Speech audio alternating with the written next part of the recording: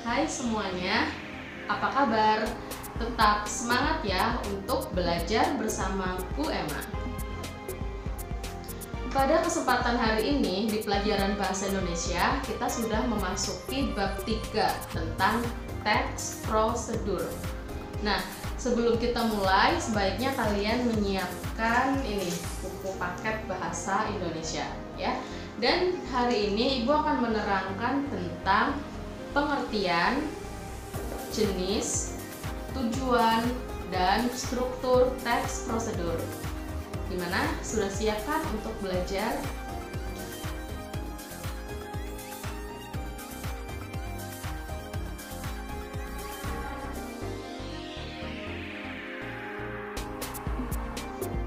Nah, apa saja sih jenis teks prosedur itu? Secara umum, teks prosedur terbagi menjadi 3 jenis, yaitu teks prosedur melakukan sesuatu, teks prosedur membuat sesuatu, dan teks prosedur memainkan alat atau sesuatu. Contoh simpelnya nih, ketika kalian akan membuat mie instan, itu berarti masuk ke dalam contoh teks prosedur membuat sesuatu, yaitu membuat mie instan. Contoh lainnya misal membuat getuk, membuat layang-layang, atau membuat masker dan kain. Terus contoh teks prosedur melakukan sesuatu, misal kalian akan melakukan gerakan senam. Tentunya kalian tuh harus tahu dong langkah-langkahnya gimana sih, mulai dari pemanasan, gerakan inti, sampai gerakan pendinginan.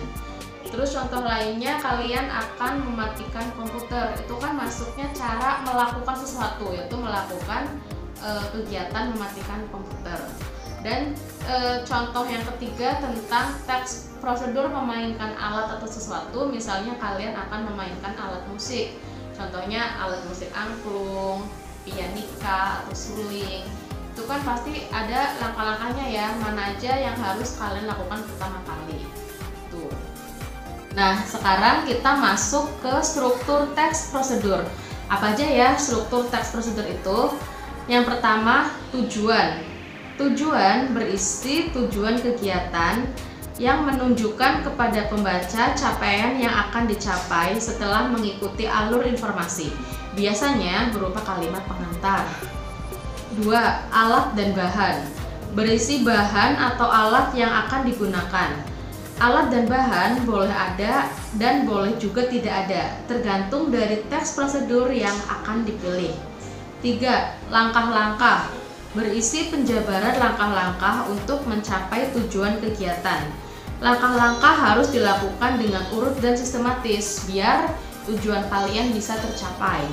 Yang terakhir, penutup berupa kesimpulan.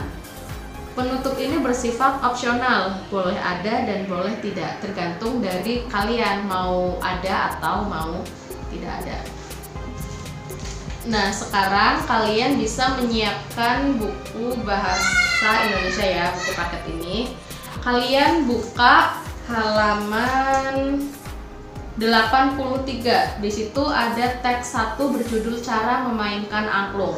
Berdasarkan jenisnya, berarti ini termasuk ke dalam teks prosedur memainkan alat, yaitu angklung. Di paragraf pertama ya, angklung merupakan warisan seni tradisional Indonesia. Sebagai warisan seni yang sangat berharga, kita hendaknya belajar memainkan angklung. Begini cara memainkan angklung. Kalimat tersebut termasuk ke dalam tujuan, yaitu karena berupa pengantar ya tentang apa sih yang ingin dicapai oleh pendengar atau pembaca. Lalu di sini ada urutan 1, 2, 3, 4, 5, dan 6. Urutan itu masuk ke dalam struktur langkah-langkah. Di dalam teks ini tidak membutuhkan alat dan bahan. Lalu kalimat terakhir, selamat berlatih untuk melestarikan budaya kita, itu masuk ke bagian penutup. Lalu contoh teks 2, cara membuat obat tradisional insomnia. Ini berarti berupa teks prosedur cara membuat ya, yaitu membuat obat tradisional. Di paragraf pertama, Anda mengalami insomnia atau tidak bisa tidur, nenek moyang kita mewariskan resep tradisional untuk penderita insomnia. Ini masuk ke dalam struktur apa?